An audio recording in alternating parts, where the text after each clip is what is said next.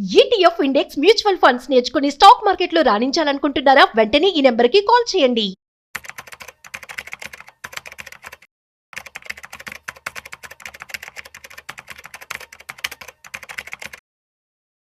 చాలా మంది మ్యూచువల్ ఫండ్స్లో ఇన్వెస్ట్మెంట్ చేసినప్పుడు వాళ్ళ పోర్ట్ఫోలియోలో చాలా ఫండ్స్లో ఇన్వెస్ట్మెంట్ చేస్తూ ఉంటారు. సో కానీ మనందరికీ తెలిసిన విషయం 5 ఫండ్ రూల్ అని చెప్పి వింటూ ఉంటాం. సో వారు ఎక్కడే ఒక చోట విని కానీ లేదంటే చాలామంది రిస్క్ ఎందుకు అని చెప్పి 5 ఫండ్ రూల్ ఫాలో అవుతూ ఒక 5 ఫండ్స్లో మాత్రమే వాళ్ళు పెట్టుబడి పెడుతూ ఉంటారు. సో ఇది ఎంతవరకు correct? At the same time ఏదైనా టైమ్స్లో ఒకవేళ మనకి ఈ ఫండ్ బాగానే ఉంది, ఇంకా రిస్క్ తీసుకోవచ్చు, ఆర్ ఎల్స్ సేఫ్గా ఉంది అని చెప్పి ఇంకా ఎక్కువ 6, 7, 8, 9 ఫండ్స్లో కూడా ఇన్వెస్ట్మెంట్ చేయొచ్చా? అసలు ఈ 5 ఫండ్ రూల్ అనేది ఎలా వర్కౌట్ అవుతూ ఉంటుంది? ఈ విషయాలు మనతో చెప్పడానికి ఇవాళ మనతో డాక్టర్ అనిల్ కుమార్ బచ్చు గారు ఉన్నారు. He is senior financial expert. So తన మాటల్లో అడిగి తెలుసుకుందాం. సో హాయ్, హలో, నమస్తే, welcome to business buzz with Rajiv on Suman TV. So let's shoot. So hi sir, నమస్తే. నమస్తే అండి సార్, ఎలా ఉన్నారు? Yeah, fine sir. క్వశ్చన్ చూస్తున్నట్లయితే చాలా మంది కూడాను వాళ్ళ పోర్ట్ఫోలియో చూస్తున్నట్లయితే చాలా ఫండ్స్లో ఇన్వెస్ట్మెంట్ చేస్తూ ఉంటారు. ఇది ఎంతవరకు correct? At the same time 5 fund rule అని చెప్పి వింటూ ఉంటాం. సో 5 ఫండ్ రూల్ అనేది ఎలా వర్కౌట్ అవుతూ ఉంటుంది? లేదు అదర్ కేసెస్లో ఏమన్నా ఎక్కువ ఇన్వెస్ట్మెంట్ చేసుకోవచ్చా అంటే ఏమని చెప్తారు? సో ఫస్ట్ థింగ్ ఏంటంటే 5 ఫండ్ రూల్ అనేది ఒక ఏంటంటే కామన్ సెన్స్ అప్రోచ్. చాలా మంది ఇంటర్నేషనల్గా కానీ చాలా మంది ఫైనాన్షియల్ అడ్వైజర్స్ కూడా అప్లై చేయమని అంటారు. ఎందుకంటే టూ మచ్ ఫండ్స్ అనేది ఒకటి ట్రాకింగ్కి చాలా ఇబ్బంది అవుతుంది.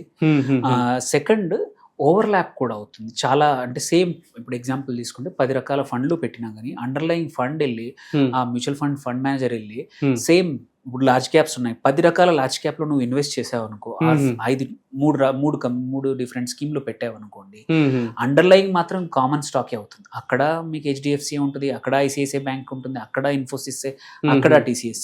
మీరు ఓవర్లాప్ చూసుకుంటే చాలా ఎక్కువ ఓవర్లాప్ అవుతుంది. సో దానివల్ల ఏమవుతుందంటే మార్కెట్ పడినప్పుడు కాన్సన్ట్రేషన్ పెరిగిపోతుంది పోర్ట్ఫోలియోలో. So and that is one. Second వచ్చేసి ఎప్పుడైనా సరే too many cooks spoil the kitchen అన్నట్టు, ఫుడ్ అన్నట్టు సేమ్ ఇక్కడ అంతే. మీరు టూ మెనీ ఫండ్స్ కూడా ఏది పర్ఫామ్ చేస్తుందో ఏది పర్ఫామ్ చేయట్లేదు అనేది ట్రాకింగ్ చేయడం కూడా నీ పోర్ట్ఫోలియోలో డిఫికల్టీ అవుతుంది అండ్ ఇబ్బంది పడతాం అన్నమాట. సో అది ఒక రూల్ అని కాకుండా అదొక ప్రిన్సిపల్ ఏంటంటే ఇలా 5 ఫండ్స్ చేస్తే ఏంటంటే కొంచెం ఐడియల్గా ఉంటుంది. If you have to get a return, మంచి 5లో డీసెంట్ మీకు అనుకున్న రిటర్న్స్ వస్తాయి. You don't need too many things. అది వన్. సెకండ్ ఏంటంటే మనం ఫండ్స్ పెంచుకుంటూ పోతాం. జనరల్గా ఏం చేస్తారంటే what I see client portfolio చూస్తాను ఏంటంటే అందరు చేసే మిస్టేక్స్, వచ్చిన ప్రతి ఎన్ఎఫ్ఓ కొనేస్తా పోతా ఉంటారు.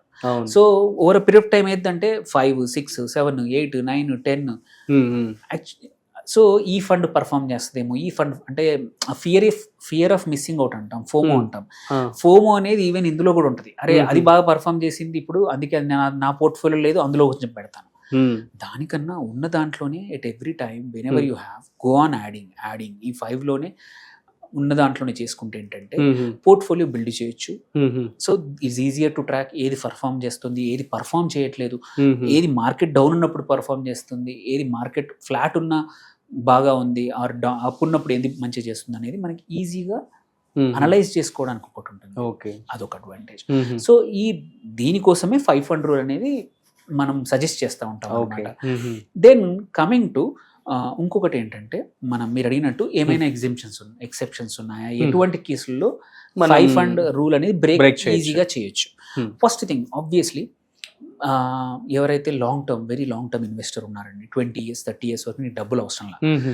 సో అలాంటప్పుడు నీ capital over period of build అవుతున్నప్పుడు you can always increase 1 or 2 more because నీ investment cycle is very long. You can go.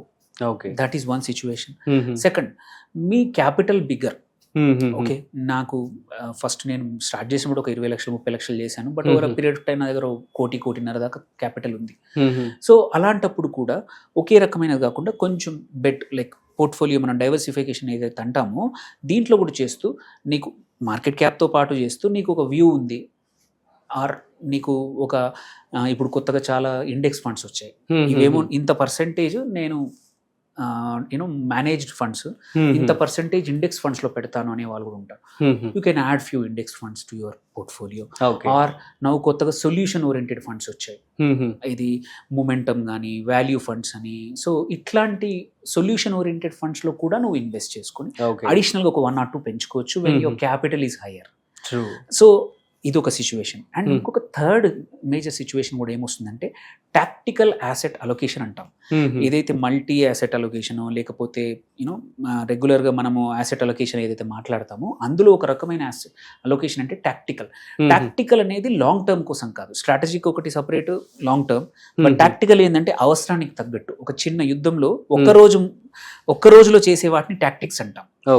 యుద్ధం మొత్తం చేసేది స్ట్రాటజీ అంటాం. సో అంటే ఆ ఒక్క రోజు అంటే వెరీ షార్ట్ టర్మ్ కి let's say we know that this fund may not perform at that time ఈ ఫండ్ పర్ఫామ్ చేయొచ్చు అనుకున్నప్పుడు యాడ్ చేసుకోవచ్చు. ఎగ్జాంపుల్ ఏదన్నా ఇప్పుడు డిఫెన్స్ స్టాక్స్ ఉన్నాయి, ఇప్పుడు కొత్త డిఫెన్స్ ఫండ్స్ వచ్చాయి. ఆర్ బ్యాంకింగ్ బాగా పర్ఫామ్ చేయబోతుంది నెక్స్ట్ 6 months to 8 months, ఈ పోర్ట్ఫోలియో ఉంది but you are adding more funds just to see get this benefit of this tactic వాడతాం. సో టాక్టికల్ యాసెట్ అలొకేషన్ కూడా ఇట్లాంటివి వాడతాం.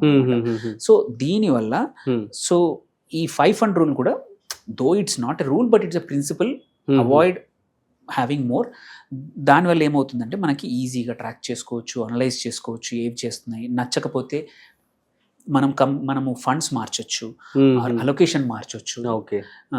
దీనివల్ల అవాయిడ్ చేస్తాము ఏ స్టాక్స్ బాగా ఉంది. కొన్నిసార్లు ఏంటంటే మనకు తెలుసు ఈ అన్ని మ్యూచువల్ ఫండ్ కంపెనీలు ఒక కంపెనీకి ఒక స్టాక్కి ఎక్స్పోజర్ ఎక్కువ ఉంది బట్ ఆ stock is not doing good, you can avoid.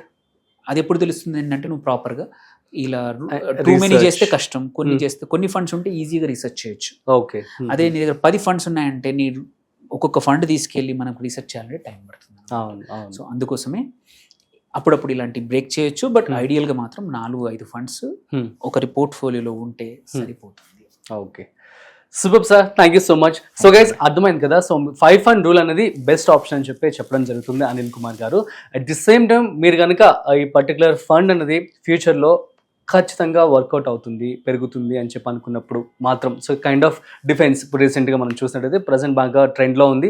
At the same time India నుంచి కూడా ఎక్స్పోర్ట్ చేయడం జరుగుతుంది, ఇదివరకు మనం ఇంపోర్ట్ చేసుకునే వాళ్ళం. సో ఇటువంటి వాటిలో మేబీ మీరు ఇన్వెస్ట్ చేస్తే బాగుంటుంది అంటే చెప్తున్నారు. లేదు అనుకుంటే 5 fund rule is the best అని కూడా తను చెప్పడం జరిగింది. సో మీకు కనుక ఏమైనా డౌట్స్ ఉన్నట్లయితే ప్లీజ్ కామెంట్ చేయండి, మేము మీకు రిప్లై ఇస్తాము. సో మరొక ఇంట్రెస్టింగ్ కాంటెంట్తో మళ్ళీ కలుద్దాం. అంతవరకు చూస్తూనే ఉండండి సుమన్ టీవీ.